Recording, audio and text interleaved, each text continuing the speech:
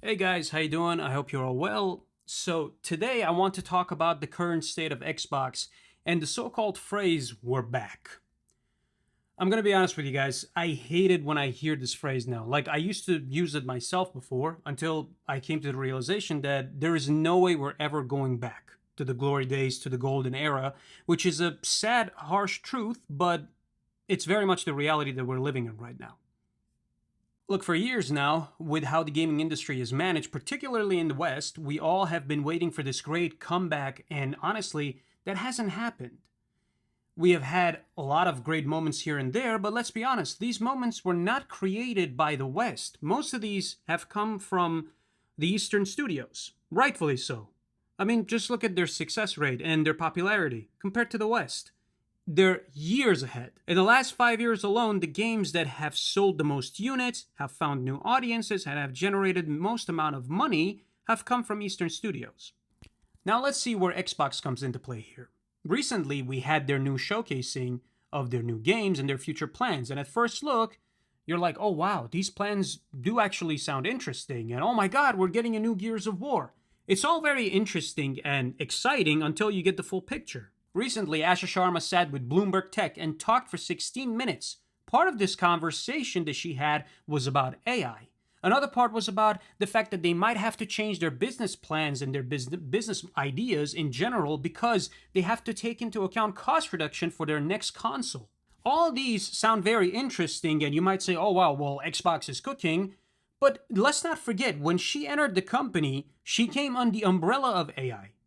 Mind you, Xbox and Microsoft have invested millions of dollars into AI. The money that should go towards better development of games is going towards AI. We have Satya Nadella saying the business ain't even sustainable anymore, and the answer to it, to fix this issue, is to monetize even more. Like, I want you guys to understand how backwards this is. Instead of taking into account that Xbox has invested a lot of money into AI, which is not what anyone asked for. We asked for good games. We want better stories. They take the money that we pay the company and invest it into something else, and in return, they give us something so bland, so lifeless. Their games don't even generate half the gravity or popularity towards themselves to interest you or me to invest into buying a new Xbox. And then they turn around and say, oh, well, you know what, guys? The business is not sustainable, so we're going to need more of your money. But don't mistake it, it's not for the betterment of the games or the development of our current IPs into something better. No, no, no. It's for AI. It's going for AI. I mean, look, every time these guys have had a chance to do something of substance and actually win the crowd over, they've wasted it. Look, these guys are riding this beautiful, luxurious plane, which represents Xbox and its golden era and its potential. And this plane can go even higher, soar through the skies. Instead, these guys want to disappoint the customers at every turn they get with horrible, bad decisions and ultimately crash land this plane into side of a fucking mountain. I mean, these recent interviews with Asha Sharma and Satya Nadella have been just downright disingenuous. People watch one trailer from Gears of War E-Day and everyone feels hopeful and everything, only for her, Satya Nadella, and that guy Matt Ball, the CSO, to destroy all that hope in their interviews saying, well, we have to somehow make the money to produce the next console, and for that to happen, we have to charge you more. By the way, all of this is done for a console which isn't even a console, because if you notice what she's saying, she's talking about making it easier for the storage, which points out to cloud services. Then on top of that, they want to put more monetization in our games, like if like there is not enough of that going around already. And the cherry on top is them saying, "Oh, we hate to do this. We're gamers ourselves." Matt Ball was saying this, but we have to run ads in the middle of your fucking games. Like, what are you guys doing? What is this? Like, why would you do this whole showcasing in the first place? Give everybody hope and show them this. By the way, I talked about this. I'm going to come back to it again. Show them the nostalgia, the love of the franchise, and hit home with the crowd, only to turn around and do a bunch of interviews and be like, oh yes, we're increasing the prices, we're doing more monetization, and also we're also gamers ourselves, but we're going to put ads in your games because somehow we have to make the money. Like, I got nothing. When I hear this stuff, like, it's just like saying, oh yeah, be happy, guys. We're doing this for you.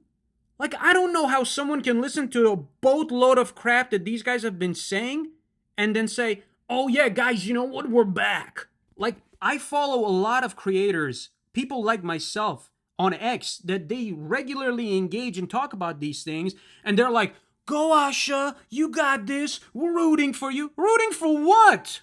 Rooting for more monetization, rooting for more ads in our games, and rooting for putting more money into an already overbloated AAA studios and the games that they make, and a console that's not even exactly a console, it's cloud services, which they're going to charge us even more than the predecessor console, or the physical console, rather, yeah, and then give us a lesser service. That's what we're rooting for here. Is that what it is? We're rooting for something lesser. Basically, this is what it is. We're rooting for a mediocre service. Let me tell you guys something. All of this stuff that was said in this interview, particularly with Asha Sharma, yeah? This is a bunch of stuff that has been planned, okay?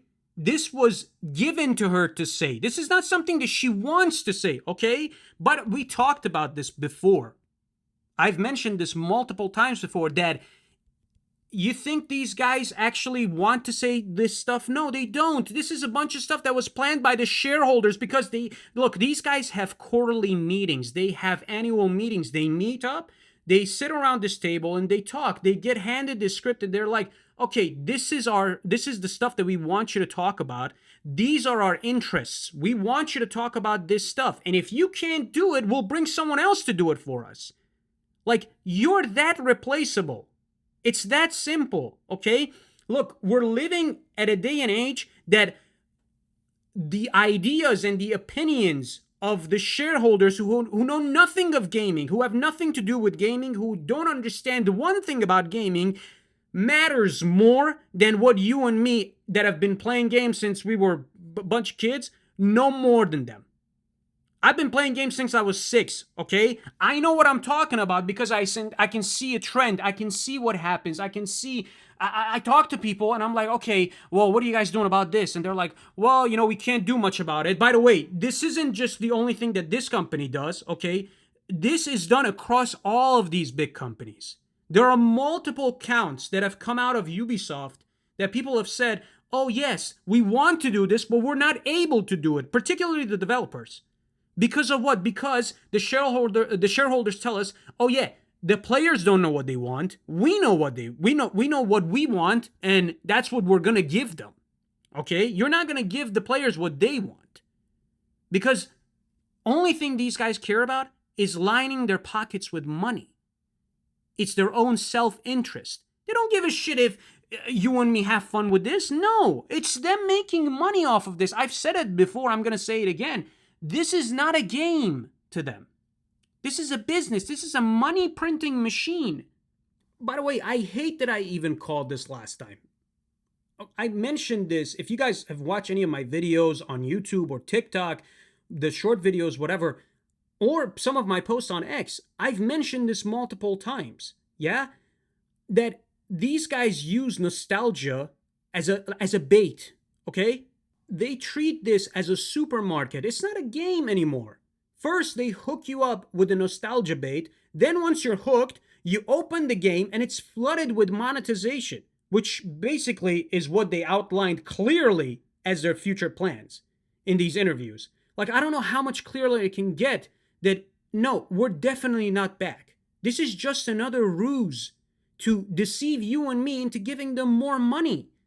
They say the business isn't sustainable, but instead of making good decisions, they want to invest more money into AI and do more acquisitions. Like, if you don't have enough money to produce your next console, that you're pointing out that, yeah, we might not actually be giving you a physical console, it might be a cloud service. So you don't have enough money to produce the next console so everyone can be able to buy it. How the hell are you doing more acquisitions? This is textbook definition of greed. Imagine you say you're in crisis and you need help and you want to do good. That's why you need help.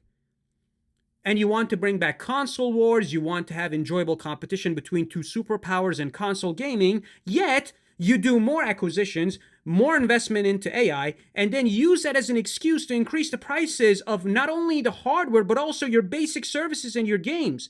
Like, they're justifying it this way. And no one has asked for it. Afterwards, you introduce more and more monetization into games, and I don't know where it's going to stop. Like, this amount of greed mixed in with the sense of insatiability, plus the scheme to deceive your customers, has to be a new level of insanity.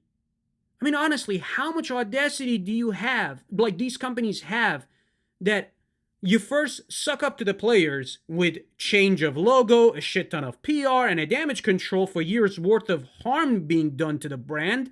Then you turn around and do the exact same thing that damages your customers and your brand again, but with a different scheme. And then somehow, I don't know how they do it, they come up with a different plan to milk you and me more out of our money. I don't know, guys. I'm sorry. I'm frustrated when I hear this stuff. Okay, like, I don't know how you guys feel about this, but please do let me know. But to me, this is incredibly scummy. Here's the thing. Xbox wants to spend budgets in the millions on AAA gaming studios that they have and expect massive audiences, while these games that come out are genuinely not that good. Like, it actually makes you wonder that fundamentally Xbox doesn't understand and doesn't have the skill to make the games like they used to. These guys want massive success, while the games they make aren't even made for the original audience.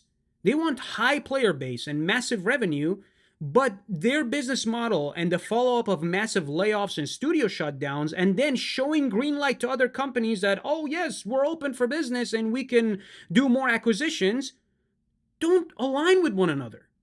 I've said it before, with these greedy companies, it's one step forward and 3 steps back. Sony did the same thing. Look, they had Yoshida that was making these exclusives one after another for multiple years, and that's how Sony got all the deals that they got and how successful they were in the first place, because of one person who was thinking very clearly and oriented the teams that were allocated to him in a way to produce those games and generate massive success. Jim Ryan stepped in and aligned himself with the shareholders, fired Yoshida on the promise of, yes, we're going to launch a live service game on the hopes that, oh, it's going to be the next Apex, or it's going to be the next Battle Royale, it's going to be the next Overwatch. Like, they think it just happens overnight. Which, by the way, we all saw what happened. They put $400 million into Concord for it to become a generational meme and a lesson for others to... Instead of, by the way, the lesson was for them to learn not to do this, but they followed suit and then did the same exact thing. That's why we got Marathon, we got High Guard and all that, and they lost more and more money and basically studio shutdowns and all that. But yeah, that's the thing. These guys fired the one guy that they had that was making them successful, that was making them popular with the exclusives they had, with the deals that were coming through the door.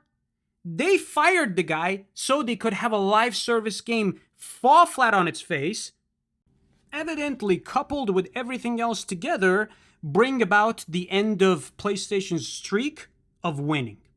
Like, that's just one way, like, to... I know there are multiple reasons, but it all starts somewhere, right? You fired the right guy that you had.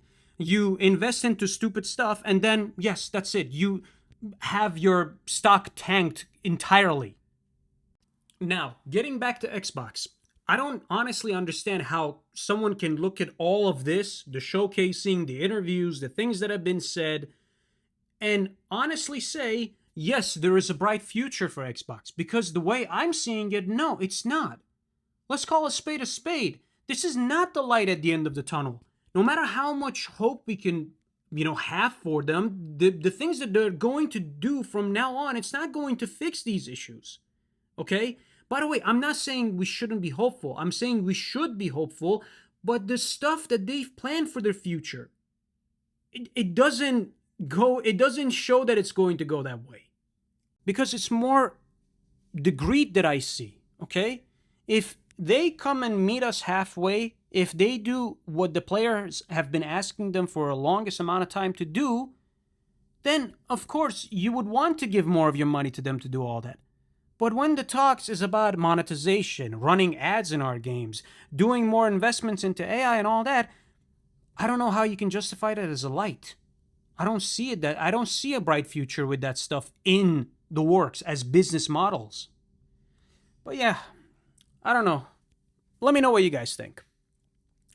That's my thoughts on this. And also, I wanted to thank you guys because I'm getting more views on TikTok, and I'm kind of like in that stage that I'm more and more eager to make stuff. I know it takes a couple days, and I'm trying to be quicker about stuff and make these videos in a quicker way. But you know, sometimes like when I want to talk about it, the studying and finding the stuff and watching these interviews and trying to make sense of things, it takes a lot of time. But I do really appreciate it that you watch these videos, that you take your time to listen to me, and yes, I am very appreciative of that. Thank you guys. I hope you enjoyed this video, and I hope you take care of yourselves, and I'll see you in the next one. Peace be with you.